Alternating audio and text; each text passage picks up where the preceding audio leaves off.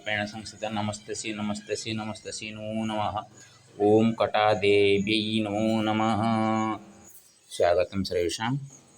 15 जुलाई 2024 सोमवार 11 बजे 7 मिनट में रचना किया हूँ चितायन कटादेव्यष्टकम।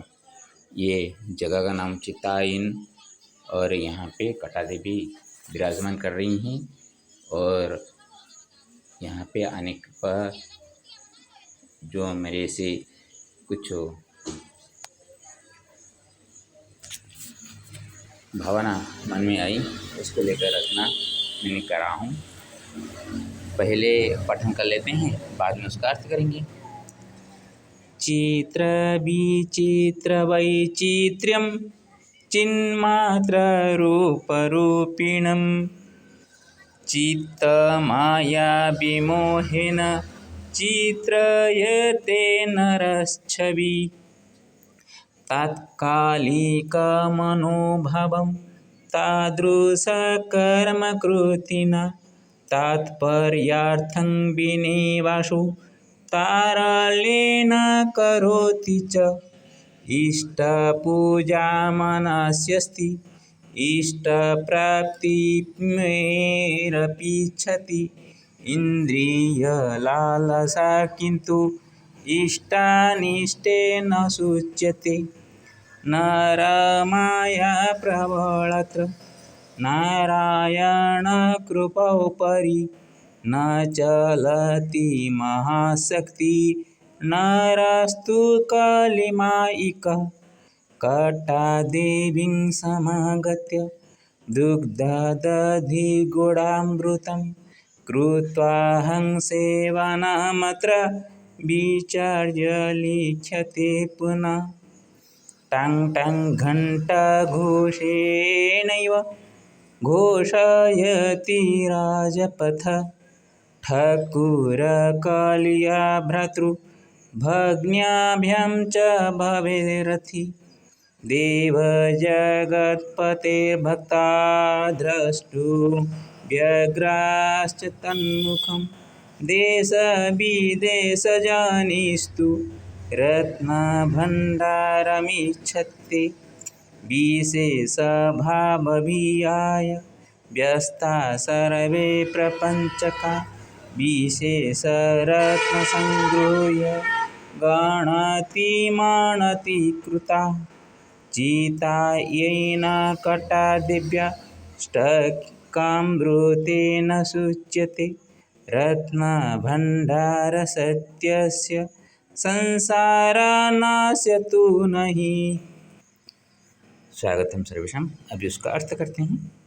चित्र विचित्र वैचित्र्यं चिन्मात्र रूपरूपिणं चित्तमाया विमोहेन चित्रयते नरः छवि। देखिए किस तरह का यहाँ पे हाथों से बनाया गया चित्र किया गया है। देखिए चित्रित किया गया है। ये चित्र विचित्र जो होते हैं ये वैचित्रमय, क्योंकि चिन्ह मात्र रूप रूपिणमय होते हैं। चित्त स्वरूपिणी, जब चित्त में कुछ मोहवशतः किसी एक भाव को देने के लिए व्यक्ति चाहता है तो उसके मन में जो आकार आ जाता है उसको वो आकार को आकृति के माध्यम से, हाथों से, अपना कला के माध्यम से वो आकृति व छवि लोगों के सामने प्रस्तुत कर देता है। तात्कालिकमनोभावं तादृशकर्मकृतिना तात्पर्यार्थं विनिवासो तारल्येन करोति च। देखिए जब उसके मन में कुछ आ जाता है उसी समय उसका मनोभाव क्या है, तद्रूप उसी कर्म के आधार के उसको कोई रूप को अपने मुख में गायन की तरफ गाकर और कोई चित्र की कला से और अपने अपने भाव के हिसाब से वो उसको लोगों के सामने प्रस्तुत करने के लिए कोशिश करते रहते हैं। इसमें कोई तात्पर्य हो या नहीं हो, उसमें कुछ विशेष अर्थ हो या नहीं हो, अपने मन का भाव जो तारल्य भाव होते हैं जिस भाव आ गया और भाव को वो संजो कर अपने मुख या हस्त से उसको अ, और कोई अभिनय होते तो वो आँखें और मुखमंडल का आकृति बनाकर हाथों में अंगिमा अंग प्रदर्शन पूर्वक वो अभिनय करके अपना कला दिखाते रहते हैं। इष्ट पूजा मनस्यस्ति इष्ट प्राप्तिरपि इच्छति इंद्रिय लालसा किंतु इष्टानिष्टेन सुच्यते। सभी अपने अपने इष्ट को पूजा करना चाहते हैं मन में, अपने मन में अपने इष्ट को रख के वो काम करते रहेंगे। जो देवी भक्त होंगे तो इस तरह का देवी को कल्पना किया और अपनी कल्पना के माध्यम से जो आकृति उनके मन में आया उसको वो आंग डाले। और अपना इष्ट जो करने का मतलब क्या होता है, कोई तो ऐसा कर्म नहीं करेगा जो कर्म करेगा उसको फल चाहेगा। बिना फल चाहे कोई कर्म करने के लिए आगे नहीं आएगा। जो भी कहा गया है कि बिना कर्म फल से आशा करके कर्म करना चाहिए, ये अच्छी बात है। लेकिन आप मेहनत करके सभी करेंगे और मेहनत का फल आपको ना मिले और उसका फल दूसरा कोई पा ले तो आपका काम करने के लिए जो शुरुआत हो तो आगे बढ़ेगा नहीं। हाँ, आप जगत मंगल के लिए चाहते, बात अलग है। आपका कर्म आप करते जाइए और फल आपको मिले या ना मिले, लेकिन दूसरों का उसका सुफल मिले, तो ये आपका एक कर्म का पुण्य के हिसाब से उसको गिनती में आएगी। और आज नहीं तो कल आपको निष्काम कर्म का फल जो है उससे आपको मुक्ति भी मिल सकती है। लेकिन इंद्रिय लालसा इतना बढ़ जाती है लोगों का, वो क्या अपने आप को इच्छा लगता है, क्या इच्छा नहीं लगता है, उसके ऊपर बिना सोचे वो काम करने के लिए मजबूर हो जाते हैं। नरमाया प्रबलत्र नारायण कृपोपरि न चलति महाशक्तिर्नरस्तु कलिमायिकः। लेकिन यहाँ पे क्या होता है ना, नर का माया बहुत प्रबल हो गई है।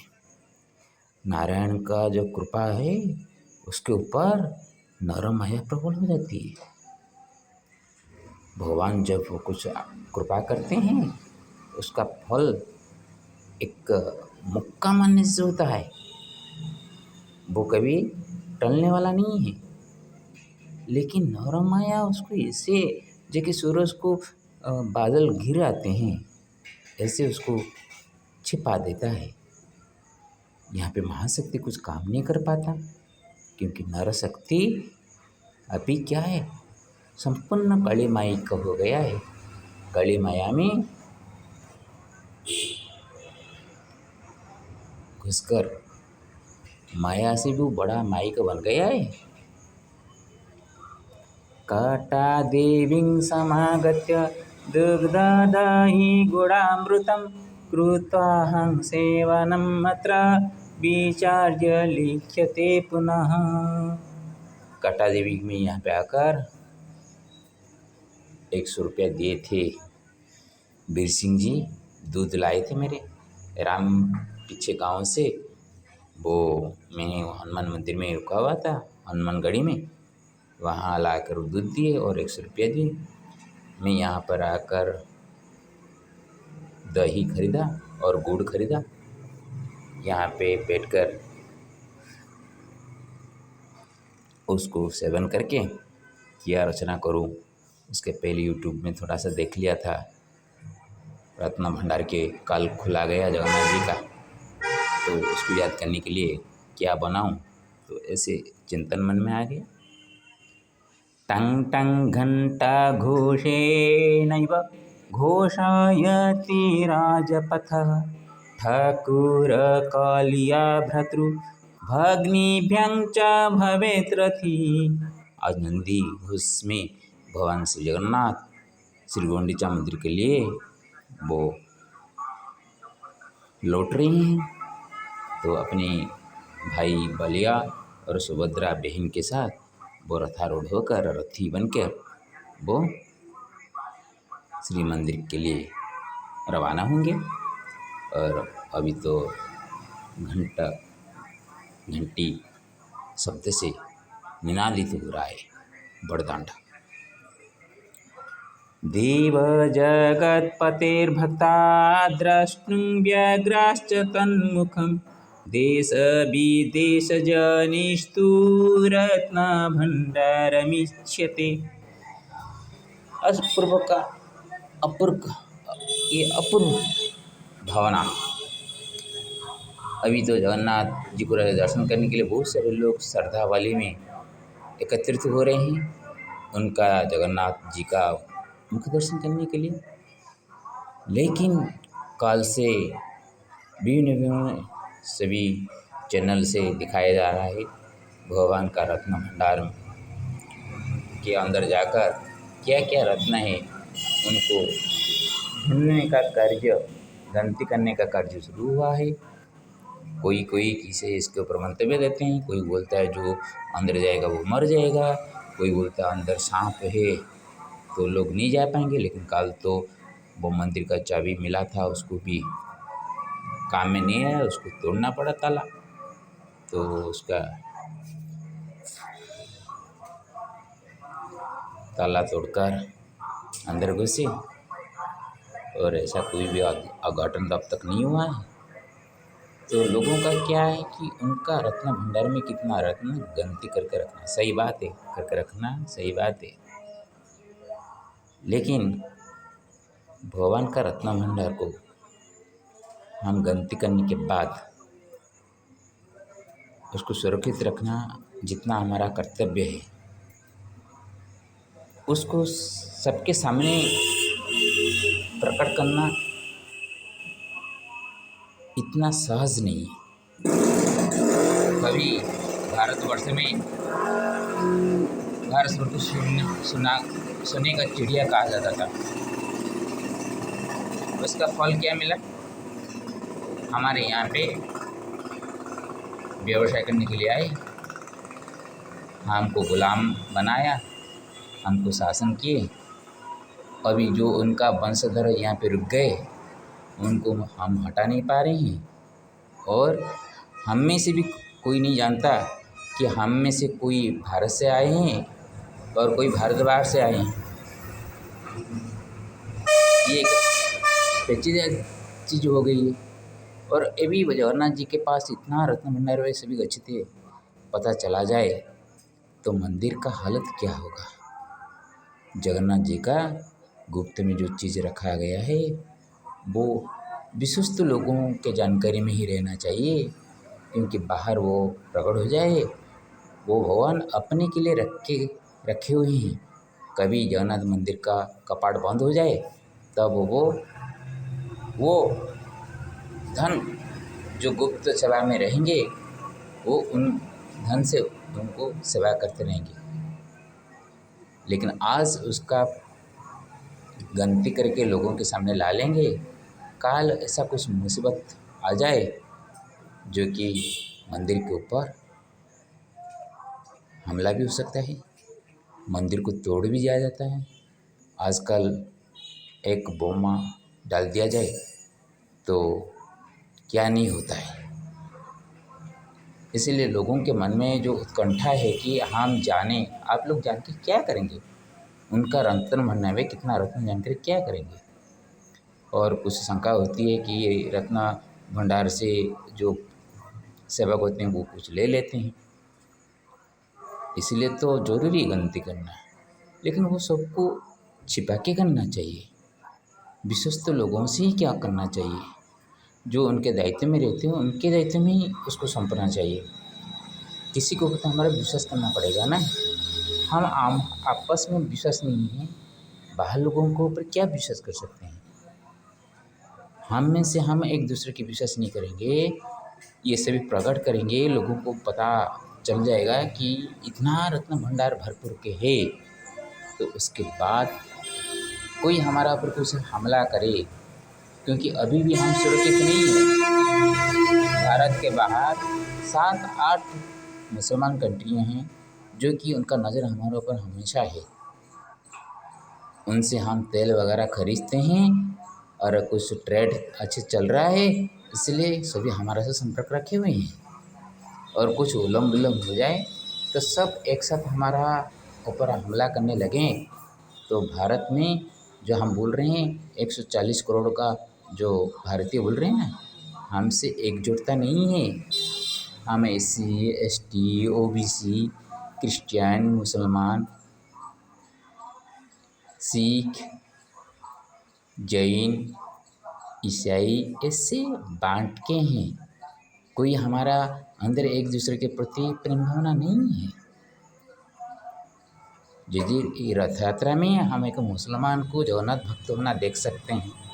एक क्रिश्चियन एक रूसियन लड़ी आकर जगन्नाथ के लिए आंखों से आंसू बहा सकती है, लेकिन हमारा देश में हम एक दूसरे का धर्म को हम सम्मान नहीं दिखाते, तो दूसरे देश को हम कैसे विश्वास में लेंगे? ये सोचने की बात है। विशेष भाव विहाय व्यस्ता सर्वे प्रपंचकः विशेष रत्न संगृह्य गणति मणति कृतः। यहाँ पे कुछ विशेष भाव नहीं दिखाई देता। सिर्फ रत्न भंडार का खुलना नहीं खुलना ये एक राजनीतिक परिस्थिति थी। सभी जानते थे कि खुलने में क्या सुविधा है क्या असुविधा है, और कहाँ पे कुछ प्रकार का अघटन घटे तो उसके लिए दायी कौन बनेगा। इसलिए उनका चाबी गुम होना ये सभी राजनीतिक बातें थीं। अभी और एक सरकार आ गई, वो वायदा के मुताबिक उसको खुलवा दी। आगे अच्छा हो तो भगवान करे देशवासी सकुशल रहे, और कुछ प्रकार घटन घटेगा तो यहाँ पे मालिका वालों ने निकल कर अच्युतानंद दास जी जो बड़े बड़े भविष्यकर्ता ने जो बात बताई हैं, उसका किसके लिए क्या बोले थे वो उनको ही पता था। लेकिन उनको बातों को हम तोड़ मरोड़ कर घिसट घिसट कर एक एक जगह में ला के डाल देते, बोलते हैं ये मालिका वचन सच हो गई। तो उसी तरह कौन किस प्रकार का नौबत आ जाए तो मालिका वचन सच हो गया बोल के जो मालिका वक्ताएँ हैं वो लोगों के सामने प्रचार करने लगेंगे, लेकिन जो घटना घट जाएगी उसके लिए दायी कौन बनेगा? चीतायी न कटादिव्याष्टकेष्टकामृतेन शुच्यते रत्नभण्डार सत्यस्य संसार नश्यतु नहीं। आप अभी बोलते हैं जब वो इलेक्शन का वक्त हुआ था क्यों खुल नहीं रहे हैं ना, बहुत कुछ घोटाला हो गया होगा, उनका चाबी वो पांडियन लेके तमिलनाडु भाग गया है और सभी खजाना लूट हो गया है। लेकिन अभी सत्यता निकल जाएगी, गलती के बाद सही सही चीज़ मिलेंगे और कुछ उसमें नुकसान नहीं हुआ होगा, तो आप जो बातें सबके सामने प्रकट करके राजनीति किए थे उसका अर्थ क्या मिलेगा? और कुछ गलती निकला तो दंड पाना स्वाभाविक है, दंड देना पड़ेगा जो इसमें गलती किए हैं। और सभी सही सही हुआ और सभी बातें सामने आ जाए, सत्यता प्रकाश हो जाए, लेकिन बाद में कुछ अघटन घटे तो इसके लिए दायी कौन बनेगा? ये सरकार जिसको हम चुनते हैं, सरकार के ऊपर विश्वास करना चाहिए था। सरकार भी अपने विश्वास मुताबिक जनता के सामने अपने विश्वास को बजाय रखने के लिए ऐसे जो कि सत्यों को छिपा के रखने वाले कर्मचारियों से वो गिनती करवा कर उसका रिपोर्ट जो कि मादना पांडे बोलते हैं, मादना पांजी जिसमें सभी चीज़ें लिख के रखी गई है, कौन सा राजा कब विजय करके आते हुए क्या क्या चीज़ ला के दान करते, इसमें सभी महाराणा पंचमी में लिखा गया है। इस तरह का लिख के रखना चाहिए जो कि आगे के लिए इसमें किस प्रकार का संशय सृष्टि न हो।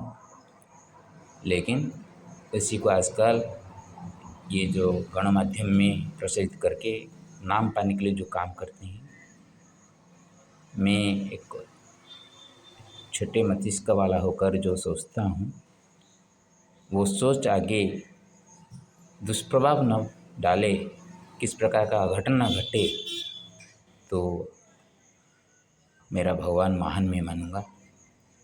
और किस प्रकार का दुर्घटना घटेगी तो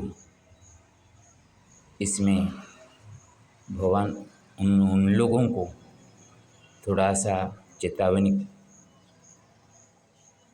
दिला दें, वो कभी भी इस तरह का काम, इस तरह का मन गढ़ंत कहानी बनाकर लोगों को भ्रमित करने के लिए कोशिश नहीं करेंगे। ओम जय जगन्नाथाय नमो नमः।